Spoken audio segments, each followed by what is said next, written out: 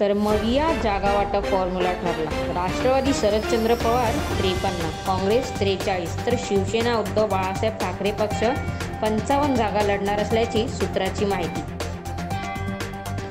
सरकारच्या लाडकी बहीण योजनेवरून वित्त विभागाची चिंता वाढली।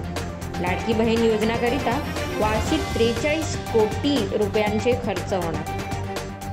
महायुतीला विधानसभेच्या निवडणूक 165 जागांवर यश मिळेल।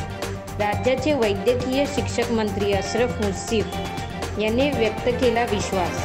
अनिल देशमुख प्रसिद्ध करता फडणवीसांवर आरोप करताय। आशिष देशमुख यांचा अनिल देशमुख यांवर हल्लाबोल।